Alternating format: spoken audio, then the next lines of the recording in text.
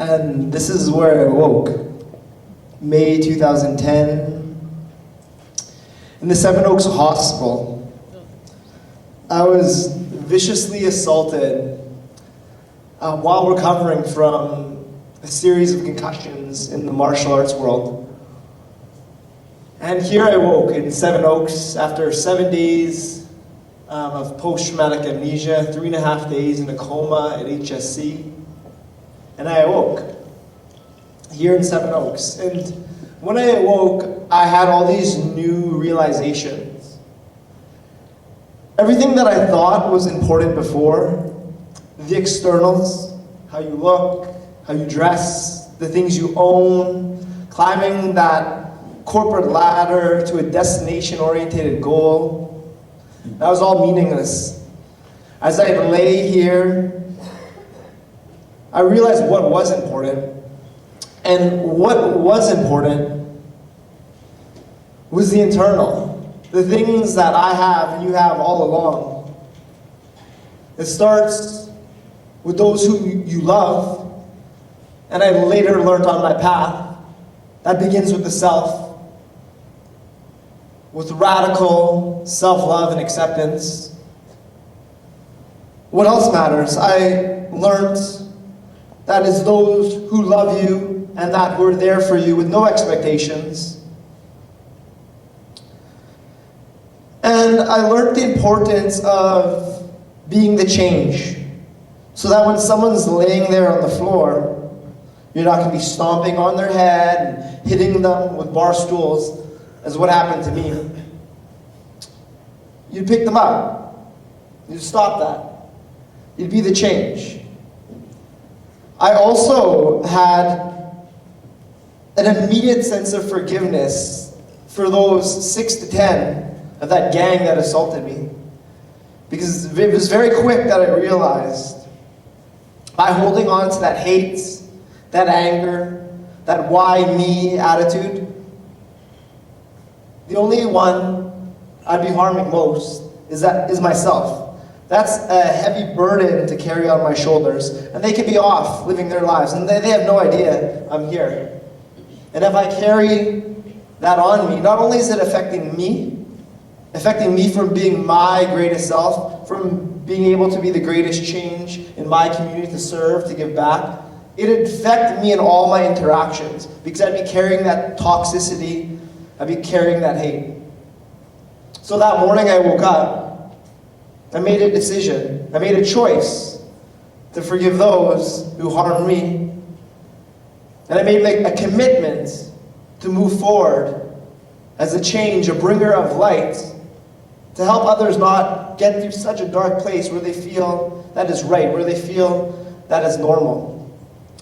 I also forgave myself for all my past wrongdoings, because that is the past. And with these knowings, with these truths, with these realizations, I move forward. And I had a lot of obstacles to overcome. Thankfully, physically, through a lifetime of commitment to my physical health, the doctors couldn't believe how quick my physical recovery was. But mentally, I had a lot to overcome. I had extreme anger, rage, impulsivity. My executive functioning skills were very compromised. It's very hard for me to read, to comprehend what I was reading. And coming from someone who prided themselves not only in their physical being, but also in their mental capability, it was very frustrating. And I usually got out that frustration in my martial arts, something I was passionate about. But after suffering a severe traumatic brain injury, I would not be able to do that for a long while. And so I didn't know what to do. So I went to my gym one day, and I talked to my coach saying, I can't train, I'm not allowed to physically train for a while, I don't know what to do. And there was a teammate there of mine who said, well, why don't you come try this yoga class? And I never really considered yoga as something that I would do. This was in 2010, and it was Not many males that I knew did yoga. There was still a stigma, as there is a bit today, that me as a yoga teacher now is helping to change. But I had some fear on going. But this gentleman said, why don't you come to this hot yoga with me? And I did. And I'll tell you what, that was the hardest thing I've ever done in my life. Jeez. 40% humidity, 40 degrees Celsius, 90 minutes long, mirrors to the front, mirrors to the side, brightly lit lights everywhere. And all these people of all different shapes and sizes doing amazing things. At the end of that 90 minutes, I laid there in a heap on the floor, thinking, what in the hell? But then I went home that night. And as I lay down in bed, that was the most peaceful, the most calm I've ever felt. So I went back day after day after day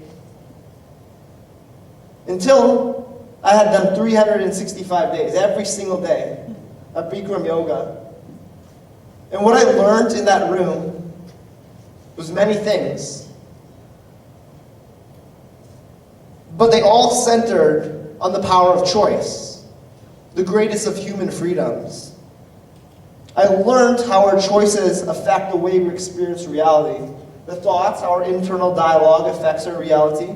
If I went into the room, this is so hot, this is so hot, this is so hot, well, what do you think I would experience? Hell. Hell and heat. I realized that when I compared myself to others and focused on them,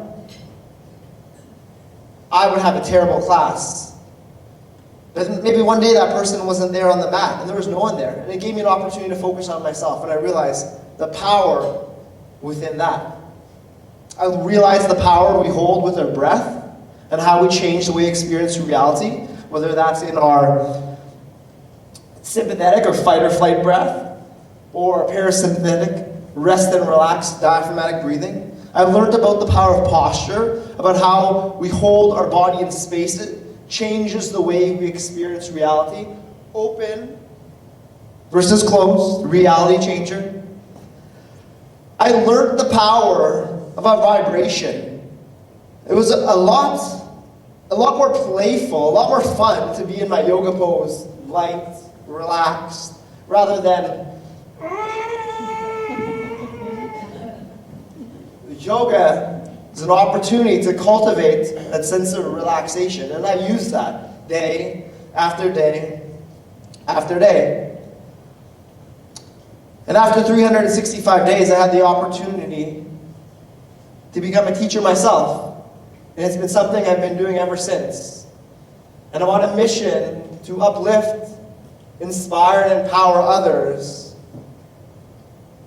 with the power of choice, and what that means, and how that feels, and how we have the power within us to create any reality we so choose.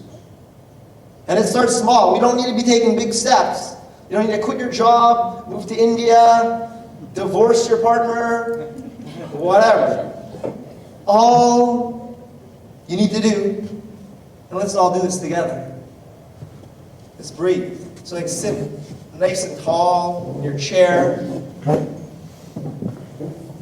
Shoulders back, so we're sending the signal to our brain that we're feeling safe, rather hunched over, protecting our heart.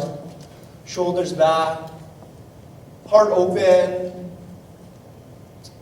And on the inhale, we're going to inhale all that love that is being sent all around the world in prayers and in well wishes from billions, and I know this to be true, billions of people right now are sending you love, sending you peace. So on the inhale, we're going to take that in as we breathe into our belly. And on the exhale, we're going to send that back out. Because one thing I know for sure is we are in abundance. We're in abundance of love. We are in abundance of peace. We are in abundance of all things that we need. So let's get out there, wield that choice, and enjoy it.